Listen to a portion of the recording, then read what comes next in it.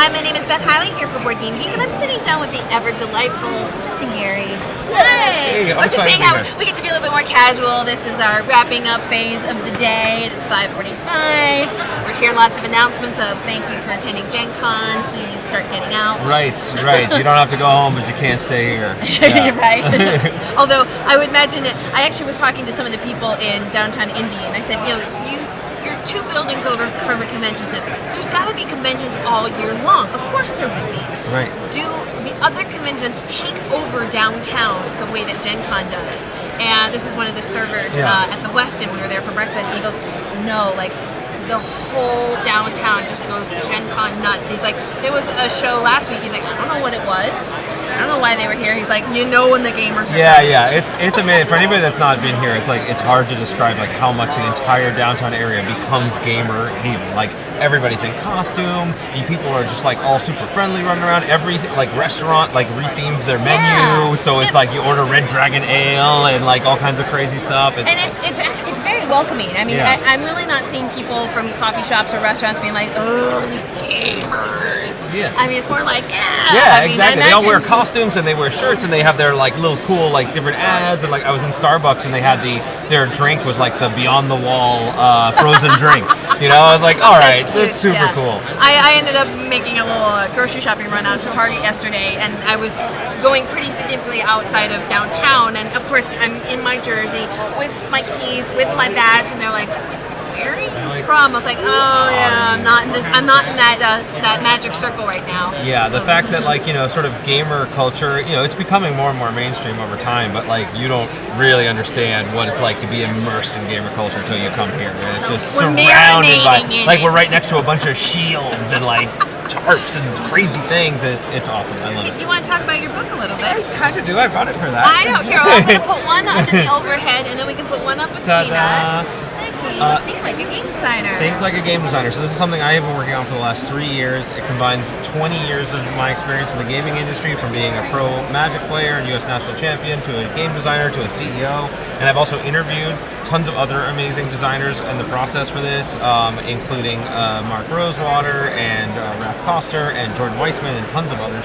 And I realized that when I first got started in game design, I'll tell a little bit of a story because please. When I first got started in game design, we're chatting.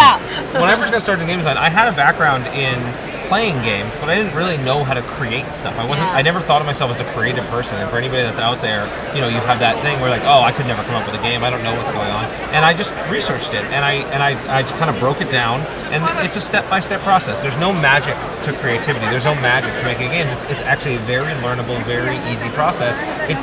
Easy maybe is the wrong term. It's easy to understand. It just takes effort to kind of practice and walk your way through it. And so my hope was when I could write this book to help people with step-by-step guides so that they don't need to do what I did, which was kind of scramble around for a while and make a couple games I'm a little bit embarrassed about now, but like that, we're part of the learning process.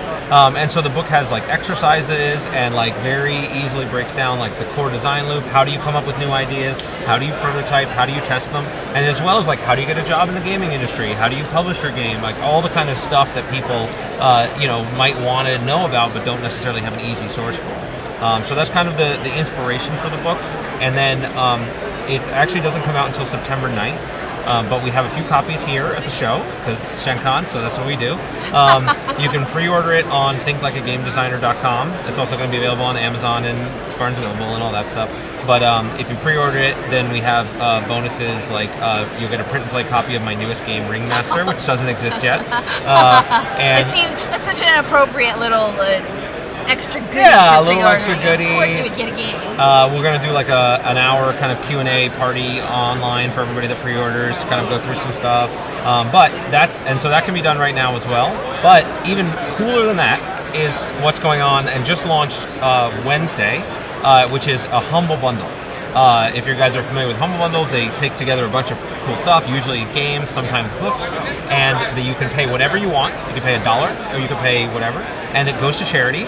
and you get all kinds of bundle of free stuff. Yeah. And so in this case, it's not only an excerpt from my book, but also amazing game design books and puzzle books from like Mike Selinker and Monty Cook and Elisa Teague, and like I saw this bundle and I was like, oh my god, I would buy this in a heartbeat. And then he asked me to be a part of it, and I was like, great, perfect. I just happened to write a book. This is great. So that's Thank you, read my mind. yeah. So that's an awesome thing. I really encourage other people to participate in not just for my book, but for like the amazing content out there, and to be able to donate and do something really good for the community as well. It's really nice that it goes. I think that would be a fun thing to do regardless. But the fact that it goes to charity, I think just it allows, and combined with the flexibility on that you give what you are comfortable giving. Right. Exactly. You still get a cool thing that makes you happy on your basis level, but then you get that higher level where you're like, I have done well by the world. Yes, quite. Yeah, it's awesome. So that's really exciting, and I think already 8,000. We launched it Wednesday. I think over 8,000 people have already signed up. So I'm just trying to get the word out and make an impact there. And like the message that I sort of have with this book, and a lot of the things that I want to see is like people out there and the people who are watching here are definitely in this group that are passionate about games, right? You love it. If you talk about it, you talk about it, you live it, you can absolutely make games. Like you know, whether it's as a career or something that you do for fun, if it's something that you are passionate about and you're blocked by fear or blocked by uncertainty, like I talk about that. The first couple chapters of the book are all about fear and uncertainty and this idea that like I can't do this because that will stop me for a really long time. Like even before I became a game designer, I was actually in law school because my parents were lawyers, and I was supposed to be a lawyer. Like that was just kind of the path. It's the safe thing to do. It'll make me money. It'll be blah, blah, blah. And I was miserable. And I got lucky because I got an opportunity to do game design over the summer of my year of law school, and then realized what I was making a huge mistake and was able to like quit law school and go become a game designer. And that was a really hard decision for me even then, even though it seems obvious in retrospect, it was the best decision I ever made. So I just kind of want to like put that message out there and really help other people who might be in a similar boat and might be afraid of doing something that they love. I saw some really good advice from a video podcast that I watch on YouTube called Extra Credits, and they have the slogan of "Fail faster." Yes, absolutely. And so that's one of the things you can actually see if in the overhead camera. The core design loop is all about getting through that iteration process faster and faster and faster. Because it will evolve. Absolutely. No idea comes out of your head perfect on the first go. Not for outside of games too. Any art form. That's absolutely right, and that's one of the things of this book. Even if you don't think about making games, the same process, the same thinking works. Whether you're writing a book, starting a company, painting, any kind of art form has this process, and you have to accept that your first ideas are going to be terrible. Don't fall in love with them, but you have to get them out into a way you can try it and see what's wrong, and then be able to take criticism and iterate and learn and make it better. And like that is the key to creative success, in not only just in my experience, but in what I've learned from talking to dozens of really successful designers and creative folk.